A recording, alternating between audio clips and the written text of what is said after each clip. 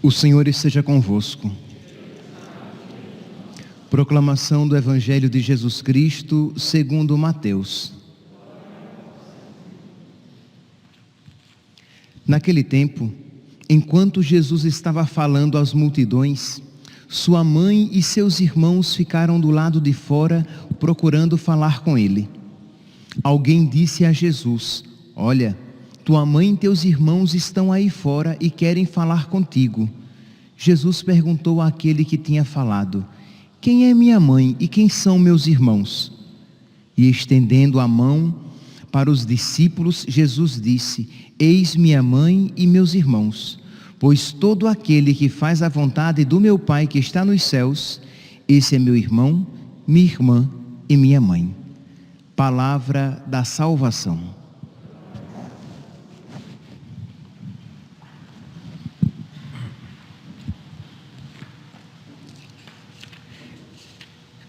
Caríssimos irmãos e irmãs, a primeira leitura de hoje, retirada do livro do Êxodo, nos apresenta a saída do povo de Israel do Egito, o povo que é liberto por Deus da escravidão.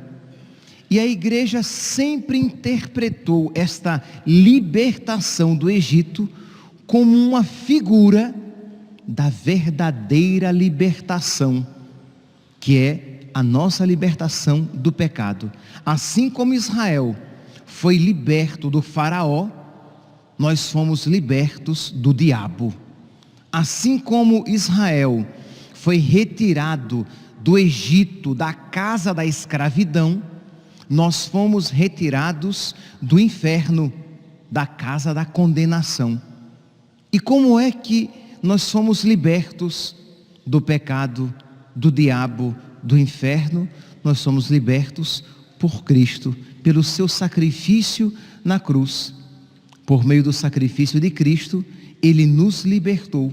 E as graças que Ele nos alcançou com o seu sacrifício na cruz, nos foram dadas, A primeira vez que essas graças nos foram concedidas foi no dia do nosso batismo. Pois bem, então o texto de hoje, Êxodo capítulo 14, nos mostra que apesar das investidas dos inimigos, Deus manifesta a sua glória, Deus realiza vários prodígios e Deus liberta Israel. E é interessante aqui a atitude interior de Israel diante dos das magníficas manifestações de Deus. Diz aqui, Êxodo capítulo 14, versículo 30.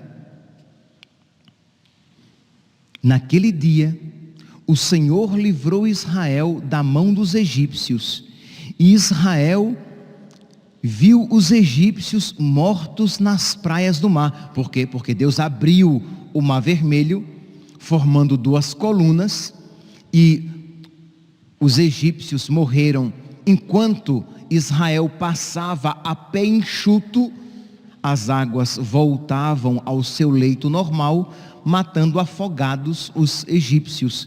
E diz então que naquele dia o Senhor livrou Israel da mão dos egípcios, e Israel viu os egípcios mortos nas praias do mar, e a mão poderosa do Senhor agir contra eles. O povo temeu o Senhor e teve fé no Senhor e em Moisés, seu servo.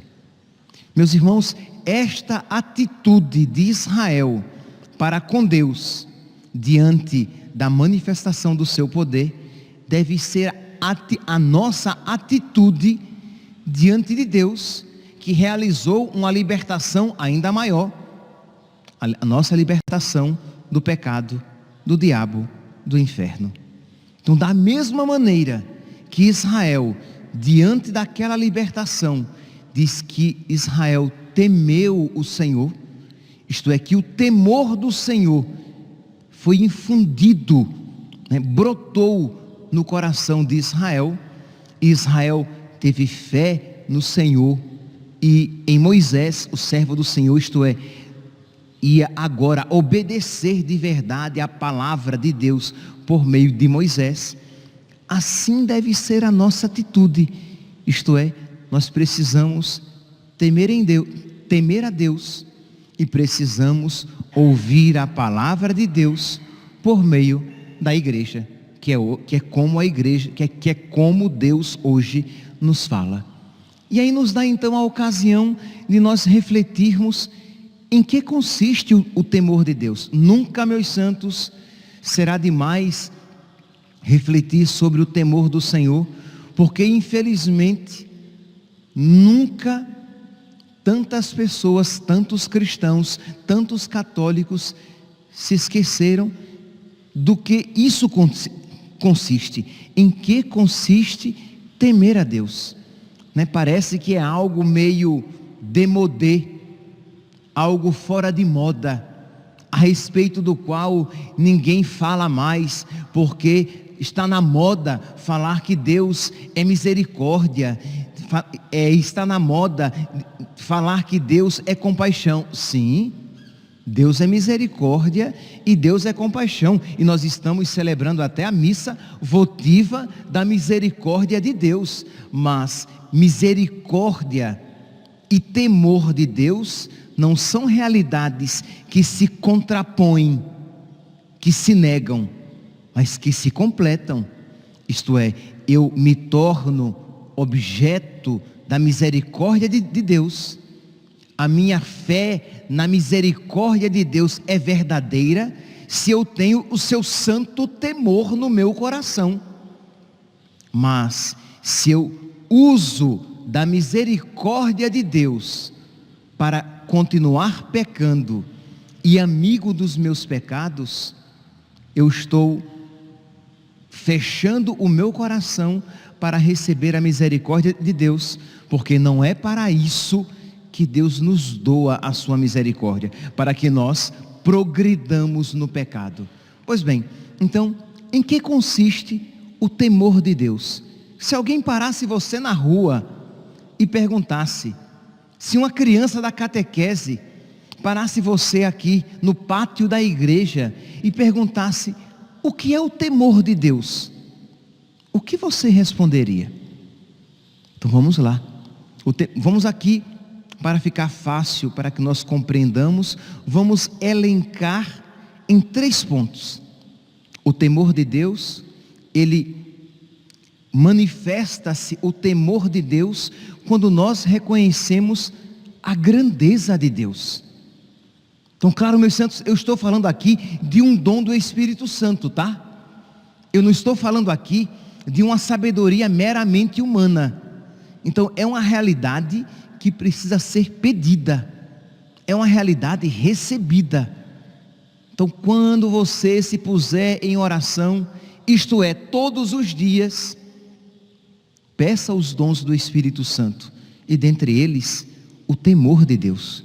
Meu Deus, concede-me o teu santo temor. Então você vai dizer, com outras palavras, Senhor, concede-me compreender aquilo que me é possível, como tu és grande, e como eu sou pequeno, porque uma das manifestações do pecado nosso, é o que? É a arrogância, é a presunção de nós nos acharmos muita coisa diante de Deus.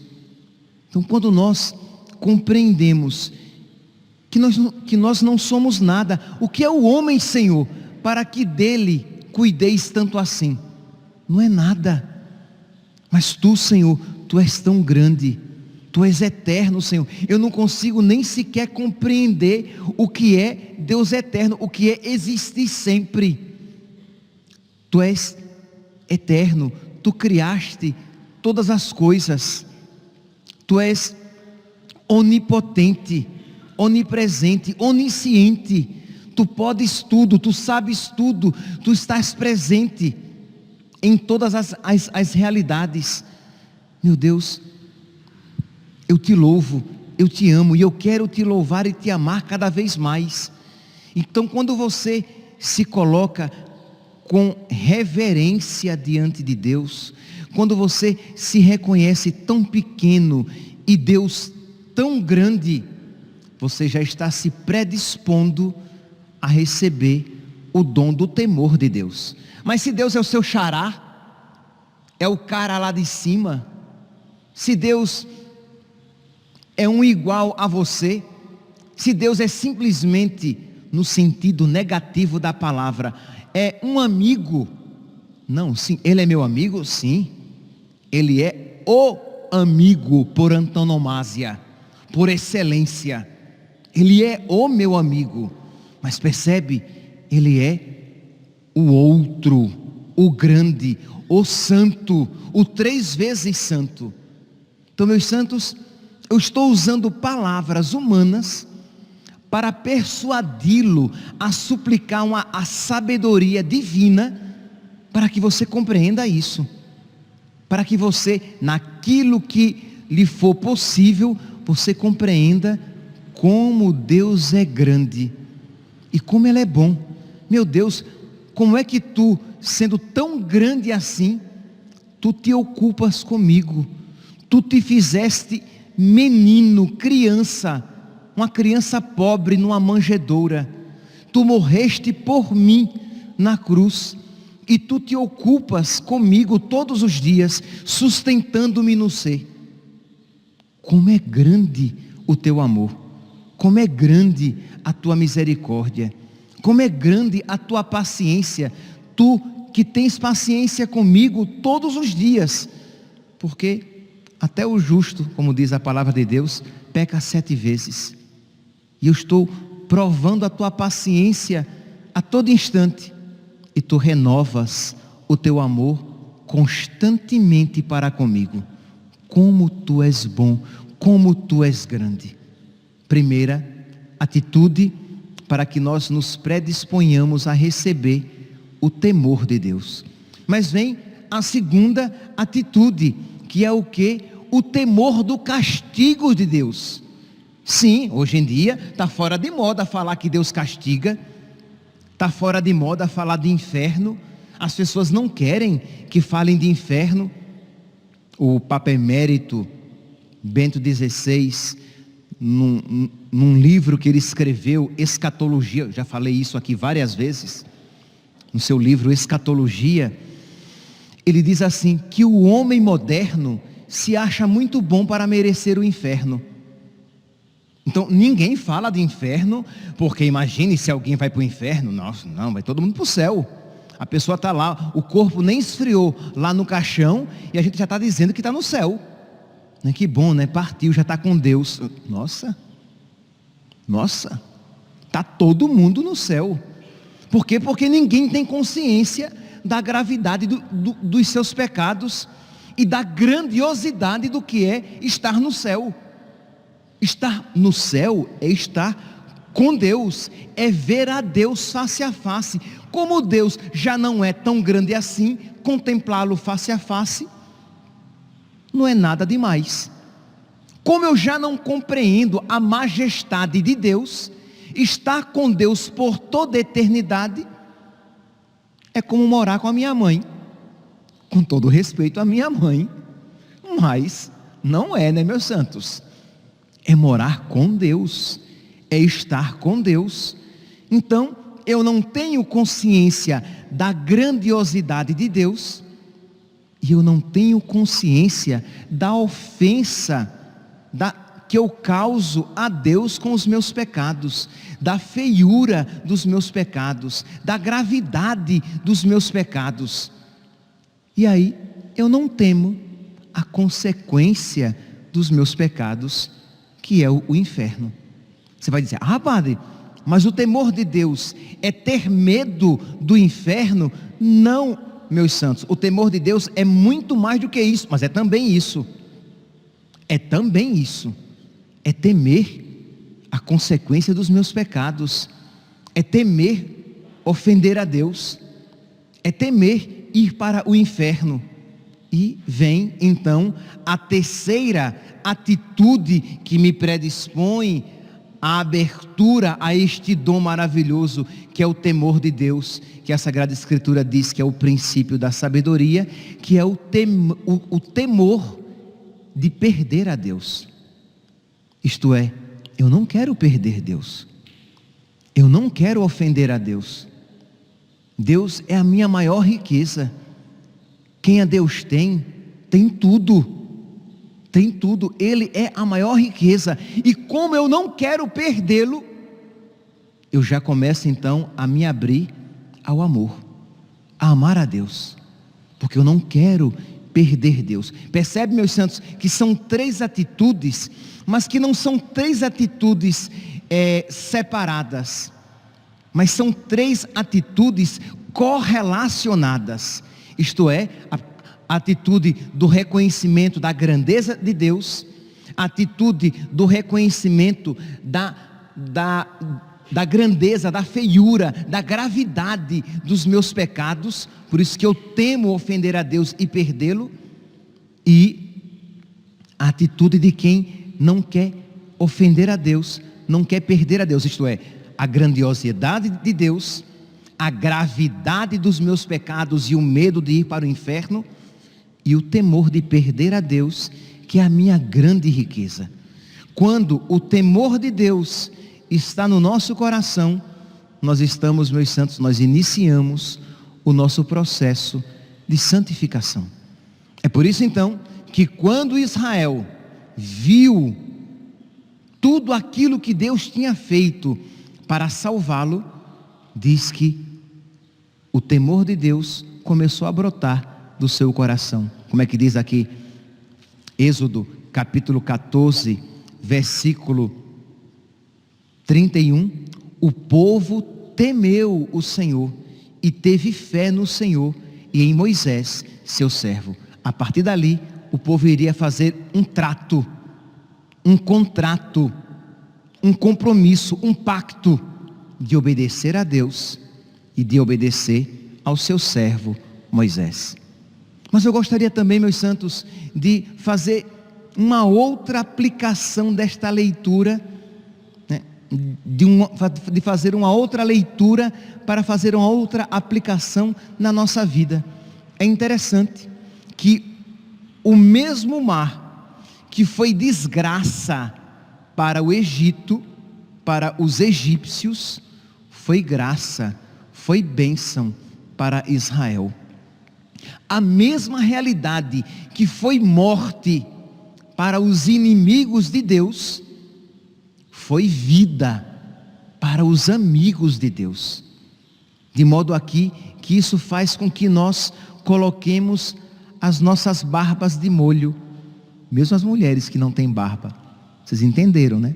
Ou os homens imberbes como eu, que não temos muita barba, mas nós colocamos a barba de molho para que nós pensemos o quê? Que uma realidade em si, ela pode até parecer boa, mas se não houver temor de Deus, ela será perdição. Você olha para a doença de Santo Inácio de Loyola, foi bênção, foi caminho de conversão para ele, mas pode ser de desespero e perda de fé para outras pessoas.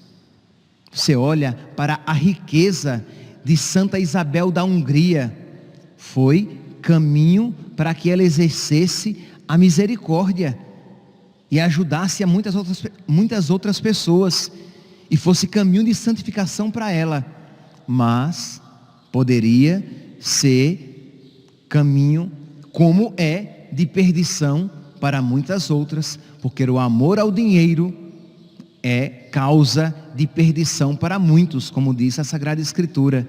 Vocês veem a sabedoria, né? Deixa eu usar uma outra palavra mais aqui adequada, a eloquência, a inteligência de Santo Antônio. Era um homem eloquente, ele pregava com eloquência, mas poderia ser causa de envaidecimento e perdição. Como é? Vocês ligam a televisão e vocês vão ver pessoas muito eloquentes, políticos, pregadores, que falam que se você não tivesse certeza de que o que ele está falando é mentira, você se deixaria levar, porque a pessoa fala como quem tem autoridade, e não tem. Fala com convicção, e aquilo que em si é neutro, poderia levá-lo até para o bem, se ele usasse para ganhar almas para Deus, é para a perdição. Percebe aqui então, meus santos, vamos aqui nos ater às situações difíceis da nossa vida.